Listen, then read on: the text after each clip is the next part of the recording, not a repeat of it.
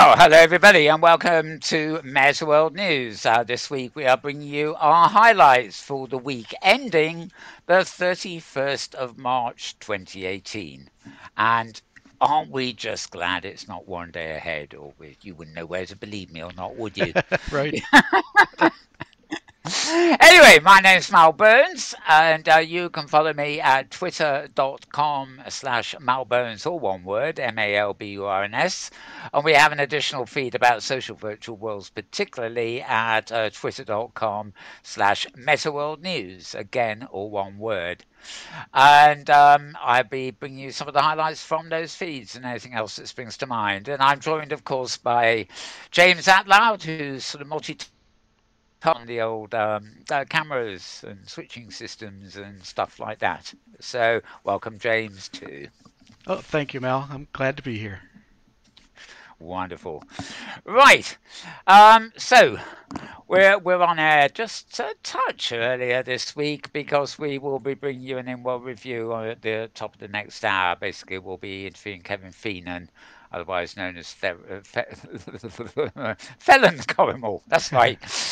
We'll be talking about the Virtual Best Practices Education Conference, which is coming up starting on Thursday this week and running through to Saturday. I think it's just 3 days this week, I believe. That's what I saw. But Yep. more about that later. Meanwhile, here cometh the headlines. That sounds awfully biblical, doesn't it? Right. Okay. Now, one thing we hear about in the hardware sort of news department is computer brain interfaces. And I know James is ready with the picture I've got on my screen now because this is not. You might worry about those kind of interfaces. This is not an example of what it's all about. Exactly why the article saw fit to have this guy's head being drilled, I don't know. Maybe they're just taking the pee-pee. Um, Goodness. Wow. exactly. You don't even need a Bluetooth chip inserted, and they could tuck something behind an eyeball if they really wanted to. None of this drilling stuff. That's disgusting. Eek. But of course, it would all be wireless ultimately, and the techniques for interfacing your brain with a computer at the moment don't really involve any direct wires. They sort of involve, well, actually, ideally, I think they involve shaving your head and then putting these suction cup type things all over it, and then maybe some kind of USB into a computer that interprets, what the suction cups read, but certainly no drills involved. So, without further ado, we're going to put that damn drill away, although we will actually see it on the page underneath, I believe. Yes, there we are. Oh, there it is. That's it. This is the actual page it came from. I was just having an overly dramatic start here. Now that's a much nicer picture of a brain computer interface, isn't it? Oh, Yes, lots of suction cups and presumably a shaved head. It's rather hard to tell. In fact, I like that illustration. It actually looks like a cherry manga avatar design, but I see I that. don't know. Yeah. Anyway, this article itself, by the way, because I haven't told you that yet, is at Digital Bodies. Digital Bodies, or one word, .net is how it's spelled on the web. It's in a section called /future and then /the ethics of a brain computer interface in VR. An article there by Emery Craig. And he's actually referencing the GDC thing of a couple of weeks ago with Valve Software's Mike Ambinder talking about brain computer interfaces. I think we mentioned this sort of last week. There are a few other mentions of this coming up, but this is a rather good article. So if you want to find that, go to digitalbodies.net. Right, heading backwards here again, March 25th still. This is at roadtovr.com, another great site for us. We thinks, at least I thinks. There we are. OptiTrack shows hundreds of simultaneously tracked objects in a single VR experience. Now, we're not talking. Well, of course, if you look at high fidelity and things, you can get the hundreds of avatars in the same place at the same time already. But when it comes to really phenomenal quantities of presence in the same place, you're not really talking about actual fully fledged avatars. You basically, you just got tracked presences, or in this case, objects. Um, so OptiTrack again, they wrote GDC last week. Basically, these are all reports that we're getting coming in at the beginning of the week from the conference the week before, as it were. And yep, look, there's a guy playing. What's he doing? Dominoes in VR or something? Everybody's watching, so I don't think it is VR at all. Okay, wonder what all that's about. Okay, Oculus probably cheating again. Um, okay, OptiTrack cameras, three cameras required for tracking. Blah blah blah. This is very technical. So if you want more on that, go to road2vr.com. That's road and then two, the TO, and then VR, the letters, but all one word. So road2vr.com. Right. And back on the same site. Yeah. Now this is linked to the first article we did. This is Valve's, which is a hardware company. Of course, they have their own psychology, and this is talking about brain-computer interfaces coming in and being built into headsets. Now, oh gosh, golly, the same picture. I wonder if the press department has There been he is sending again. the same things there. But oh, look, and down here we've got another. Oh, look, I like that picture, don't you, Valve? That was the advanced article. I don't know how well you can see this tiny picture here, Yeah, it's but pretty that small. I'm going to be indulgent here and see if I can zoom into that. Oh, good. A little Maybe better. I can. And it looks like it's willing to zoom. It's really right. There we are. Oops. Ah, why is nothing so easy when you're live? Right, there we are. Yeah, a bit of a low res one anyway, to be honest. But that now that's any regular viewers will know my aversion to big clumsy headgear. Um, now if you see that, would you really want to walk down the street wearing that flying saucer on your head? Uh, that is something else, isn't Yeah, it? yeah. Uh, let's just have a look. See if I can get it for you. Oh god, messages coming up here. I think we can see it pretty Oh, good. oh look! Oh no, it's even worse.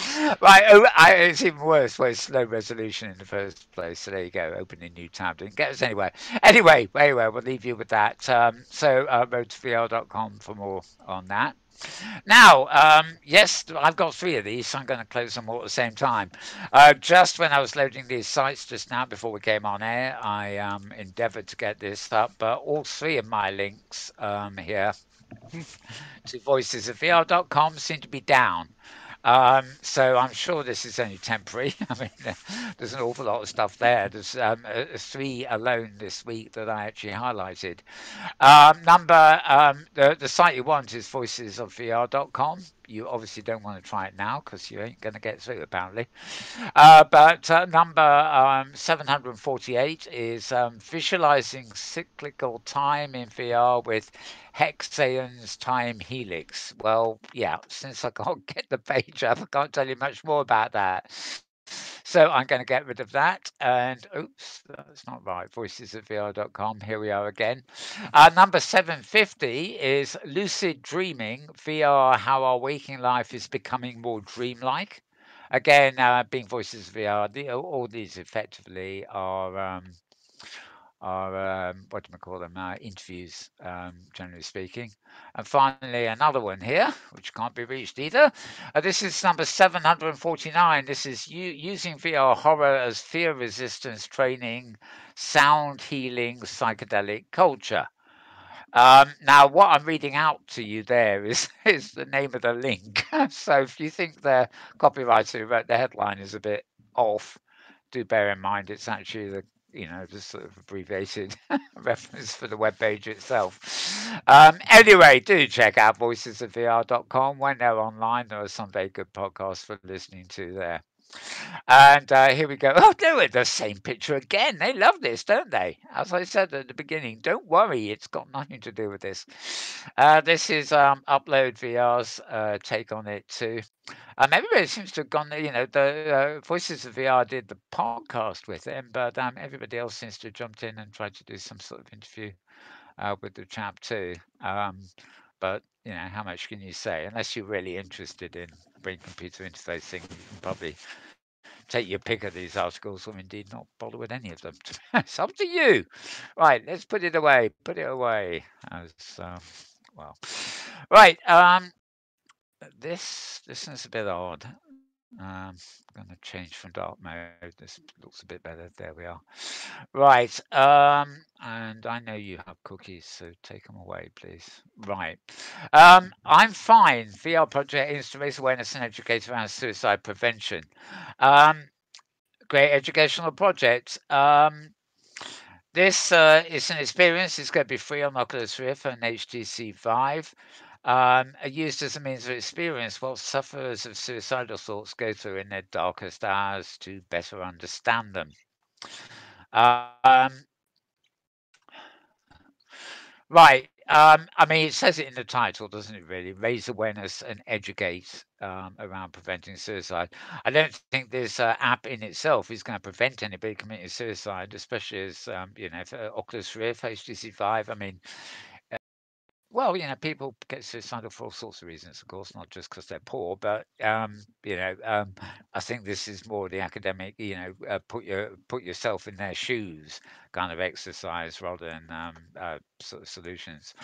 Um, First stage, you find yourself immersed on the ledge of a bridge, narrated by a suicidal force. That sounds a bit cliched, doesn't it? Where do you go to commit suicide? Jump off a bridge, but I can think of more painless experiences actually, but I won't go into that.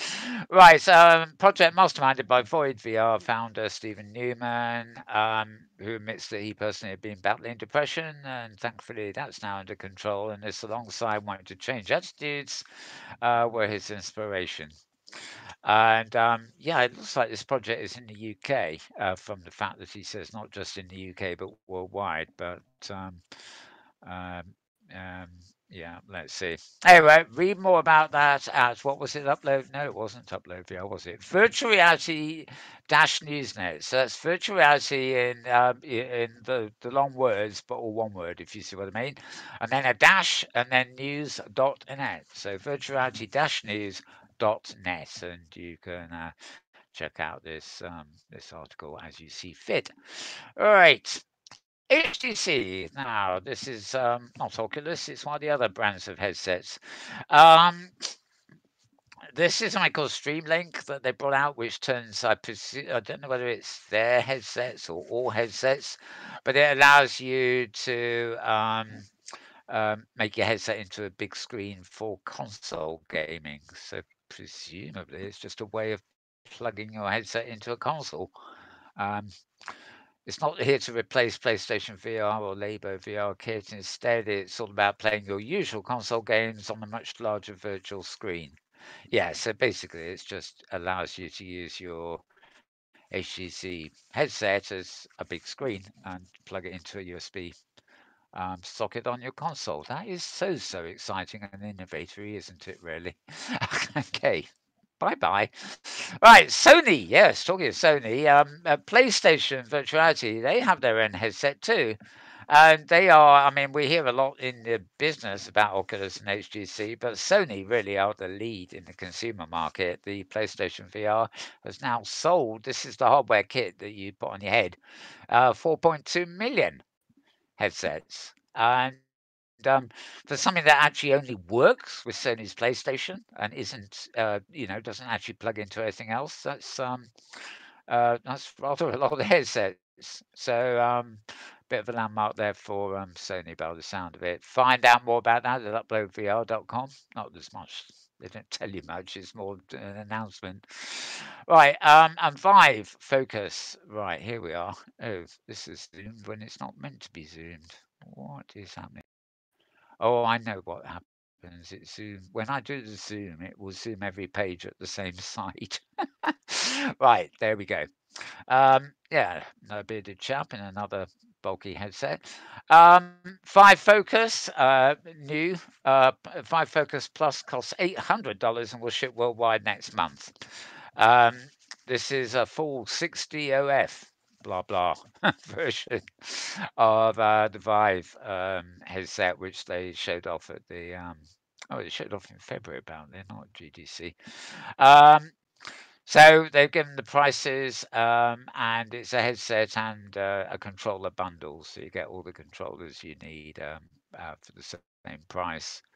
Um, it's launching in China as a consumer-based device, um, and yeah, $800 is apparently what they think are. Well, maybe it looks quite elegant there, really, doesn't it? I'm not going to play the video. We haven't got time, but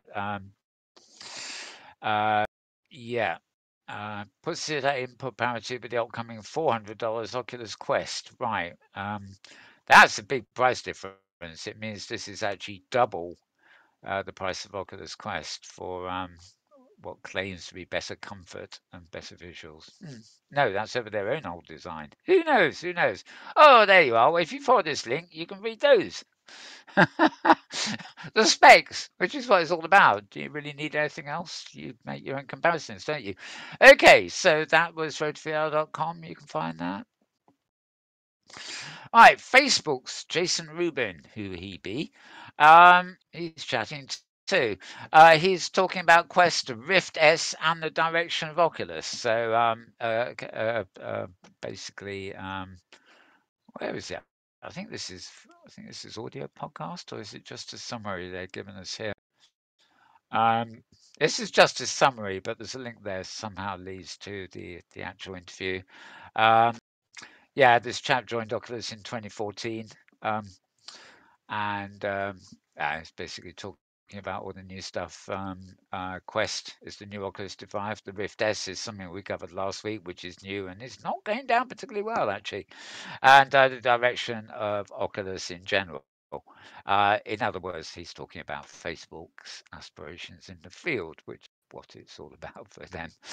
Right, New World Knows. This is Hamler Dawes' blog. Used to be a Second Life blog, but now it's a sort of virtual world blog. Um, Really, this is just a little poke thing about the Unreal Engine. A company roaming planet to 3D scan whole ecosystems to incorporate into Unreal-based virtual worlds. Now, apparently, they've done an awful lot of this already. It's not like a new project they're announcing. They've been traveling all over the world and stuff. They've got over a whole, 1,000 scans of real-world locations, capturing a wide range of eco-regions, natural environments to feature. And they've done a 1.45 real-time cinematic reset in a futuristic alien rebirth. I think this is a promotional video. But about basically, if you were authoring in the Unreal Engine, as I understand it, this company has already scanned real-world locations that could be, remapped as meshes or whatever for use in the Unreal Engine. So you could imagine people, instead of authoring a fictional fantasy world, they could actually, I don't know, say there's a popular holiday island somewhere that isn't too big. You could map the whole island this way and then recreate it in virtual reality and probably pretty photorealistically, depending on how textured the details. Stuff like that. So maybe our virtuality social virtual worlds will not always be fiction. Maybe they will be real world one day. Anyway, this is specifically, of course, for the Unity engine. Sorry, the Unreal Engine, and the company involved is called Quixel, Quixel. Anyway, if you want more information about that, you can find the links at Hamlet's blog there, New World Knows, which is the actual address you need is nwn.blogs.com. That's how you get to that particular blog. Right. Limina to launch dedicated VR arts theatre in the UK. Now, this is this company. This is like a real world theatre devoted to virtuality arts, which is rather nice. Um, from Sundance to Sheffield Dock, VR art has become a mainstay in the global festival circuit. And but the chance to see actual content touring these shows is fleeting at best. So Limino wants to change that. Now Limino are I don't know, Bristol or Brighton. Yeah, no, they're in Bristol, which is about 100 miles west of London. It's quite a big fashionable sort of town. It's the sort of thing you'd think to see in London. And to be honest, if it didn't make London, I'm surprised it's not in Brighton. But I suspect folks in Bristol are the base where this is coming from. Anyway, nice idea. If you're passing through Brixton, I imagine it's the sort of place to check out. Just like, if you're passing through London, you might be prone to checking out the Museum of the Moving Image or something like that. So this would be good. The initial offering at the theatre, 360 degree videos like My Africa, some documentaries, stuff that is premiered at Sundance, and even performances from Du Soleil. I love them. I got a lot of them on video, but it's just me. Or the chance to explore one of the planet's most endangered coral reefs. So a whole lot of stuff there. And if you get down there and imbibe it all, you don't need to buy yourself a headset at all, do you? You can do it all out of home. Right. Next one, Motor VR dot again. Right, a company called Tailspin are building virtual human tech to train interpersonal skills in VR. Right. Well, before I read this out and probably get myself into a complete pickle anyway, this is one of the things about social virtual worlds. The avatars you meet and collaborate with or socialize with or whatever are other people. And so, we already know that virtual reality is a very good place to develop interpersonal skills, especially if you are, um, cut off a bit in the real world or whatever. You can socialize in virtual worlds and stuff. So the skills to be there. Though, of course, it does work the other way around when you think, there are some distinctly, spammers and griefers with what we call them. They're in there not to socialize, they're in there to make a pain out of themselves. But there again, there are people in the real world who specialize in doing the same thing too. So it's all a microcosm of the real world, really. But yeah, learning interpersonal skills, it makes perfect sense. I have from years back. Got plenty of, they're basically videotapes, or I suppose they're DVDs these days that are released, and you'll get the idea is they're sold to companies, and then the companies would train their staff to get on with each other or to do what the boss wanted or whatever by showing their videos. How to obey the boss, or how to chat to your workmate, or how to lose your job. No, keep your job. That sort of bland stuff, actually. Anyway, so going to VR for this seems to be a sort of similar thing. This picture, as you can see, well, you might not be able to see that well. It shows what I presume is an organic human being with a headset on the left, a screen in front of him that doesn't seem to have anything to do with anything, and a simulation character. You probably it looks pretty real. I suspect on your screens at home, you'll just see my desktop. You might actually think it's actually a real person, but the character on the right is clearly an avatar or some kind of simulated thing in VR. So you practice out your interview techniques, but say you're the interviewer, you can have a kind of VR candidate to interview, and you can take satisfaction in telling him he hasn't got the job. Or alternatively, if you're looking for a job, you can test your skill, your interview skills out with a VR interviewer who will also tell you that you have not got the job. And so it goes. Anyway, good luck. Good luck Good luck, to all of everybody. you. Right. Good luck, everybody. Yes, and good luck to them too. Right, moving on. Here we are in the VR Scouts. This is VR the letters, then Scout as in Boy Scout, but all one word. So vrscout.com. March 30th. This is yesterday, in fact. Nice little picture there. It's more Mhm. like a manga cartoon than anything else. Um, this is just an old piece. I thought, oh, I'm going to tweet this. This is probably 360 videos and little short things that you see in your headset. But they've chosen 5 emotionally draining VR experiences or films, as they call them. Um, Tides Fall is one of them here. The Legend VR. What have we got? Cycles, Disney-ish thing. Dear Angelica, and what's the other one? Gloomy Eyes. Yeah. So these These are supposed to create emotions for you when you're in your headset. And actually, what I like is the byline here because who doesn't love crying in a VR headset? Well, I hope you're not prone to, you know, swamps of tears. The last thing you want is to drown in a headset.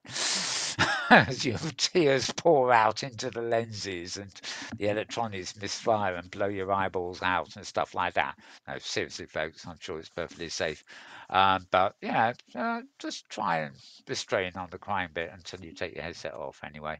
That actually sounds quite nice. I mean, you know, the if you want five things, you know, to have a look at to test out the medium, what better than to go for five that are claimed to have sort of well, emotionally draining, but just basically emotional reactions is what you're looking for. That's probably a good.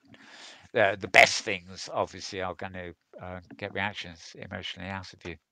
So, moving on. More about that, by the way, at vrscout.com. You can obviously play the trailers in the page here, or you can follow through to the links to actually get the apps that are concerned. Right. Now, VR chat.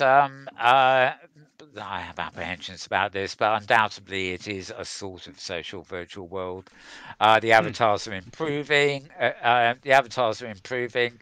It is also another thing that is owned by Facebook.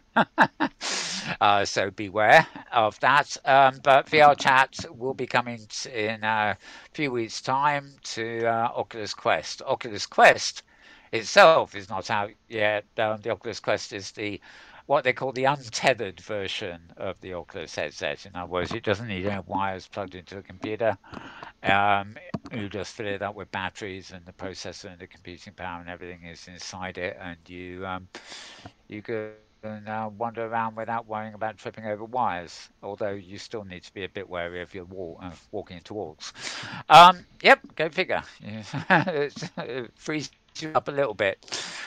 Anyway, they will be coming straight away into Oculus Quest. So I mean, there are. Oh God, I've forgotten it. The one that Microsoft own.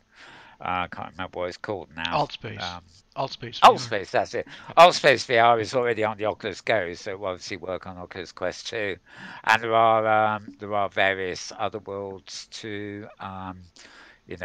Sort of lightweight virtual worlds that actually work on those devices too. And of course, if you've got a high-end tethered device, you can use science space and high fidelity. Pretty adequate, much more robust, complex virtual worlds on those. Um, and I believe that high fidelity is also intending to be available on the Oculus Quest. So quite possibly Yeah, it's on not. the list. I've seen it on the list. So Uh, yeah, whether it's available on the launch day, of course, is another matter. Whereas it certainly sounds that. Rec Room, that was the other one I was trying to think of. That's going to be an Oculus Quest 2. Right, okay, so find out more about that at Upload VR. Okay, and I do believe yes. I'm now on the links that come from Metaworld News' stream, by the way. hmm. Hypergrid hoppers. This is not. This was sort of like a replacement for Hypergrid Safari. People on OpenSim basically traveling amongst the many thousands of grids that make up the hypergrid.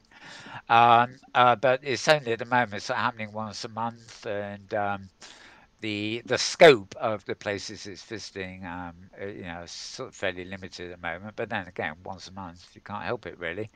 The Open Sim Fest that happened a few weeks ago. The build is still up, so you can see the exhibits and stuff. And the hypergrid hoppers, or grid hoppers as they call themselves, spent did a tour last week, and amongst the places they visited was the Open Sim Festival site, and that's what you got in the pictures there, basically. And thank you for the great hop. Yes, well, my pleasure. I didn't make it, unfortunately. The hypergrid hoppers is one of these things I find awkward because it's not on the Wednesday that Safari was, it's on a Thursday, and this is exactly the same time as High Fidelity's town hall meetings. So, given the choice, I'm usually in High Fidelity, and then I hang on in High Fidelity afterwards to play bingo. Except last week I wasn't there at all, but that's another story. Right, okay, let's put that one away. VR chat, Rec Room, Vacation Simulator, etc. all confirmed for Oculus Quest. This is more or less the same as that Mm-hmm. other post, isn't it? Same image. You find yeah, find this one at vrscout.com. We've had other links to there. Oh, of course, this was in my different feed, so it might have been a duplicate. Right. Oh, and okay, this is going to be our little low resolution video of the week. Well, you know this chap, I think. Hi, I'm Philip Rosedale. I'm the CEO and the co-founder of High Fidelity. We're an open source VR platform that lets you do anything together with other people from around the world. We're incredibly excited about a headset that has both the head and the hands completely tracked while not requiring a PC. HTC is offering soon with the Vive Focus, and we're very excited to be working with and have the support of HTC and to be bringing the High Fidelity VR platform to the Vive Focus device in the near future. Thank you. Oh, okay. There we are. Isn't that nice? Nice and short, to the point. Mm-hmm. I should tell you something else. I should get Philip to do the news. He's quick and to the point, isn't he? Well, he was there. Right. Yeah. Not only Oculus Quest, but HTC Vive's Focus 2 seems to be on the agenda for High Fidelity. And as you can see, I appreciate that you're getting a second-hand video from my screencast there. But, it is, lovely to look at the avatars and the world in High Fidelity, very crisp high definition graphics and usually pretty fast and furious, lag free too. So I'm biased. But depends on the day too, of course. But yeah, anyway, that's all good news. So we'll put that one away. And finally, this is vwbpe.org /conference /vwbpe calendar or calendar in American. Um, and I'm just going to be keeping this open in the background so that I've got it to refer to when we come on the air in about half an hour with the InWorld review because we'll be covering this conference then. In the meantime, if you follow that link, you can see the whole agenda of stuff coming up. Starts on April the 2nd, which is no, it doesn't. There are some events here. Sorry, that that precede the official opening. It really starts on April 4th, which is Thursday, and goes through Friday and Saturday. So the kickoff is 8 a.m. and that's U.S. Pacific time.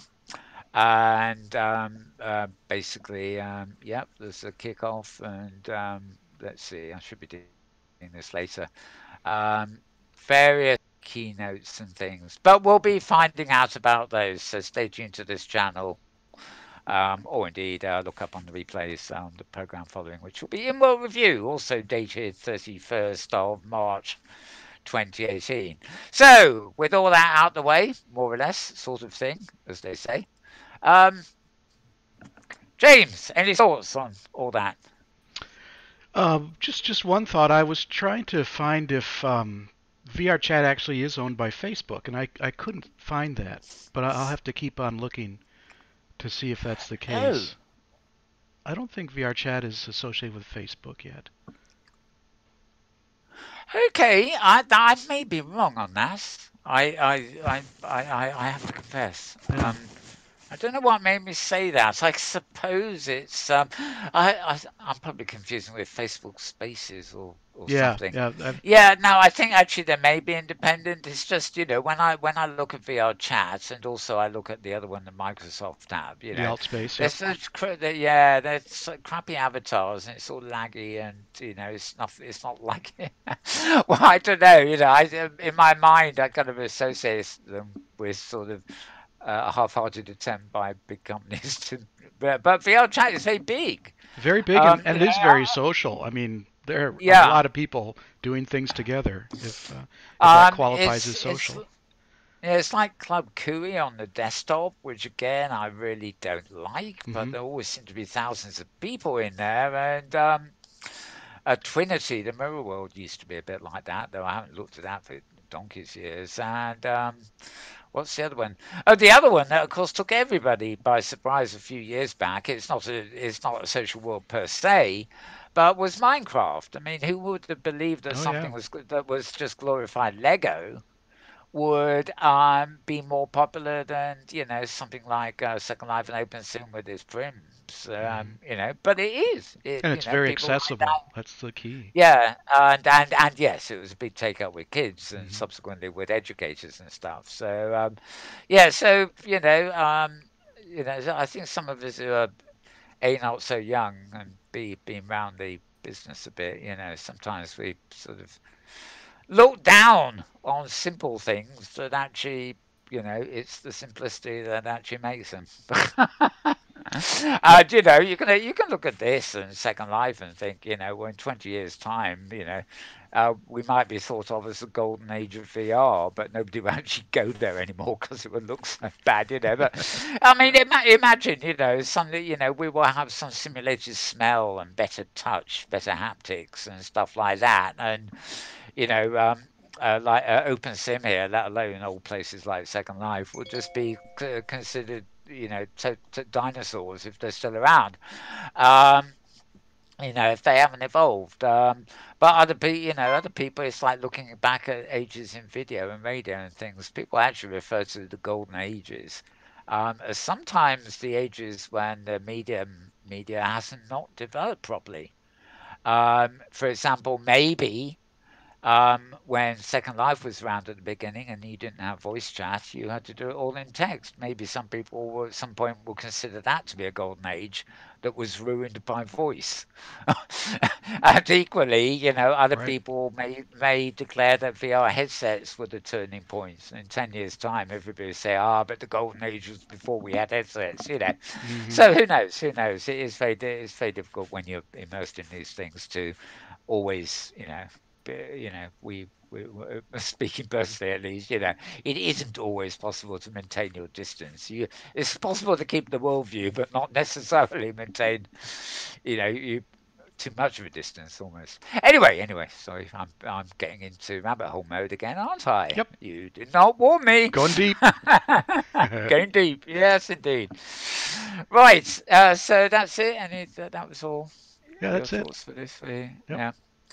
Okay, well, we will be back in about half an hour. I'd say half an hour if you're watching us live. Basically, we're back at noon, Sunday, 31st of whatever it is today. And we're having World Review and be looking at virtual world's best practices in education, which is happening in Second Life next Thursday, Friday, and Saturday. So we'll be back with that. Otherwise, if it's just the news you want, keep tuned. We will be back same time, same place next week. Post virtual best practices conference, That's right. etc. Yep. So it's goodbye from this bloke. As goodbye from this bloke. So this is two blokes saying goodbye. Yes. No, that's about right. Okay, we'll be back same time, same place next week. Have a good one. Bye for now.